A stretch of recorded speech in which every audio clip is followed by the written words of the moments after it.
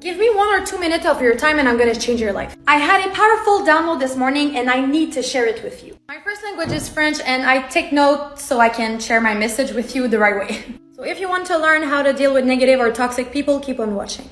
The best way to deal with negative or toxic people is to understand that no one is toxic. We make a story about everyone we encounter in our life and we give them a role. We make some people in our life the villain. But at the core of our being, no one is a villain. Maybe they have toxic behaviors, but ultimately it's not who they are. And I'm sure that you too have certain things about yourself that you can label as being bad, but it doesn't make you a bad person, right? But here's the thing. Our human brain labels everything as being good or bad, right or wrong. And when we labeled something as being bad, our brain is gonna do everything it takes to find confirmation of that. So when someone did something to us, or something that doesn't align with our values, we perceive them as being bad or toxic. And our brain is gonna pick that person apart until we find confirmation that this person is a bad person. And when we see that confirmation, we feel better for making them the bad guy. But are they really the bad guy? Or did we just give them a role in our head? Are they really bad? Or we just created a story to convince ourselves that it's okay to project our own judgment onto that person to make us feel better about ourselves for a second and take a break from judging and hating ourselves just for a little while. So bottom line, there's no bad guy, there's no villain. I'm just gonna tell you, someone is making you the villain in their story. But are you a villain? No, you're not. So stop making other people the villain. We don't know their stories, we don't know their circumstances, we don't know the type of information they grew up with and the belief that they have. So instead of judging someone, what if instead we could offer them compassion and love, wishing them to heal and create a new story? I promise you that when you come to the point of making a new story about the people that hurt you in the past and you can forgive them, have compassion for them, and even love for them, I promise you that the relationship with yourself is going to change forever. Because the way we treat other people is just a reflection of how we feel about ourselves. I really hope that spoke directly to your heart, and if it did, please interact with this video so we can share the love with more people. Namaste. So what do you do with toxic people at work? Firstly, we need to understand why on earth are they growing? Toxic people will grow and grow. Why? Fundamental human need, having a tribe. So that one person will influence the next person, will influence the next person. After a while in the pantry, now you're going to get a huge group of people who talk bad about the boss, talk bad about management, talk bad about everything, complain and all that, everything negative. And the very reason is human nature, that we need a tribe, we need to belong. So what can you do, right? There's only really one thing. You need to either change them, which highly unlikely, but if that's possible, that'll be great, right? You need to change them, help them understand, try to figure out why they are disengaged in the first place. If you're a leader, figure out where it suddenly went south. So that's number one, change them if possible. And number two, think of it this way, like a garden. Your team is a garden and these toxic people are weeds. They're snuffing out every single resource. You come up with a great idea, they shut it down. You try to do an initiative, they say like, let's stick to tradition. Let's stick to something that we are used to. So they snuff out resources, time, energy, money, everything. They snuff it out like weeds. And the only thing a good gardener has to do with the weeds is take it out. So you need to take them out as quickly as possible, or number one, you need to change them. But changing them is going to be very difficult. And usually if you want to change them, you need to go to the leader, the natural leader of that toxic group. And if you can change that person, you can change everybody else. So find out why they are disengaged in the first place. And if they came in with that attitude, then it's going to be quite difficult, almost gone case. Right? But if they came in and then they were great, but then it suddenly went down, you figure out what it was, that inflection point downwards, and try to understand how you can meet those needs. It could be a trigger point, it could be something that somebody said, it could be something that you did as a boss or even as a colleague, but try to figure that out. But the main thing is never leave them to be, because like a virus, it grows and grows, and after a while it will take over the host. Nobody wants to be there. You have people leaving. You yourself want to leave. And as a leader, you need to stand strong and say that, yeah, even though they are a great performer and all that, if you're not playing ball, if you're not putting the team before yourself and your wishes and your thinking, you gotta get out. We should discuss how to manage harmful individuals in your day-to-day existence. When you heard the word harmful individuals, I'm certain no less than one individual jumped into your psyche. In this video, we will go over quick rules on the most proficient method to manage somebody.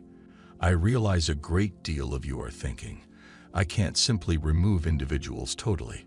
What if this harmful individual is my relative or my mate or boyfriend or girlfriend or a coworker? That is all right. You can, in any case, utilize these 7 or 8 hints to sort of limit their harmful energy. Number 1, there was a review done that said if your closest companion became or was fat, you were 57% bound to be similar. That is insane. There's likewise pictures on the web of couples that have been hitched for so long. They really copy each other's looks, and over many years of doing that, they truly change their facial examples and appear to be comparative. There's additionally pictures of pet lovers who seem to be similar to their pets. We as a whole know the truth. You are normally the result of 5 individuals you stay close with. Birds of the same feather flock together. The explanation we really want to limit our openness to is harmful individuals, since in such a case, we're not deliberately singling out who we're investing our main 5 energy records. We will begin to copy and seem like them through the long term.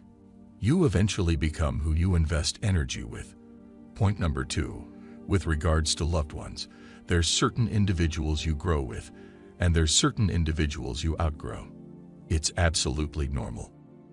Throughout the long term, if individuals don't change and you separate ways, but where this turns into an issue is the point at which you choose now is the right time to head out in a different direction. Then you have this multitude of sunk costs that become possibly the most important factor. A sunk expense is fundamentally the most straightforward method for making sense of it. For what reason do we have costly attire things like $200 pants sitting in the back storeroom that we can't discard? Since there were $200 I previously invested, so I feel like despite the fact that I don't wear them, I got to cling to them. In everything in our life, how long you put resources into it makes you either not have any desire to dispose of it or clutch it despite the fact that it's not actually serving you. Relationships can be the same way. We believe that we've known this individual for 5, 10, or even 20 years to simply discard that all. Try not to let that impact your independent direction. Assuming you feel at your center that this individual is an energy vampire, move beyond that sunk expense mentality. Simply recognize that and realize that outgrowing certain individuals is all right. Number 3 is exactly why individuals suck. I got a hypothesis on this, that there's 2 methods for making the tallest structure around. You can invest constantly into getting building materials, assembling the group and building it as tall as possible. In any case, there's a more straightforward way. Fabricate a structure that is normal level and thump every other person's structure down over the long haul. That is way more straightforward to do, and I believe that is the manner by which certain individuals approach having a decent outlook on themselves or confidence, rather than attempting to accomplish the work on themselves. What these bad individuals do is they come around to others, and they attempt and wreck and level out their structure. I knew a young lady intently. Her dearest companion of 8 years was really exorbitant when it came to simply drinking. She would drink constantly, and she would party and show just unnecessarily. It's okay to drink sometimes, yet to the place of where that was influencing her character. She would agree to things she didn't mean. She would simply get impolite. Thus, my companion needed to remove that individual of her life, since she would have rather not been around that. It made her look awful, and it began sneaking into her. She began drinking more. She began eating more when she was with that individual, and promptly when she began moving away from her. The alcoholic companion said, "Gracious, you think you're excessively good for me. You think you found better people. Goodness, you've changed." That is an incredible method for checking whether somebody's attempting to destroy you to their level.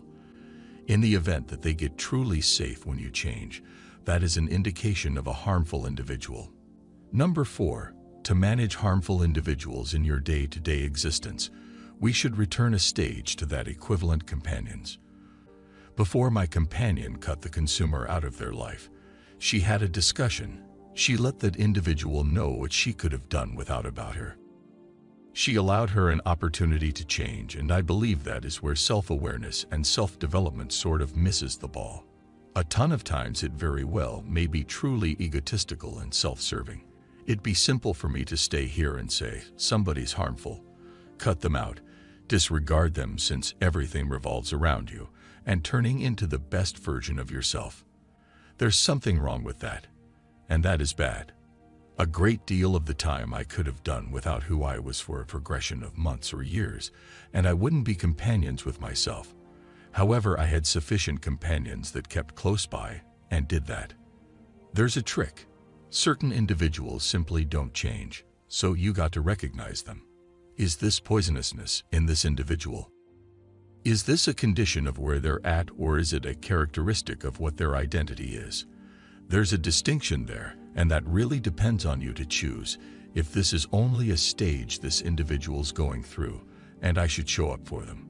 A firm assuming that is designed into what their identity is and the direction throughout the next 5 years. Point number 5. This is distance. Pay attention to your instinct. Assuming there's somebody negative in your life, pay attention to your gut. How to hang out. What's in them. Don't have any desire to go see them. That is a decent sign that you ought to not be investing energy with them. Put that individual on your radar, your watch rundown, and if you find that perhaps this individual is so really great for me, that is your gut.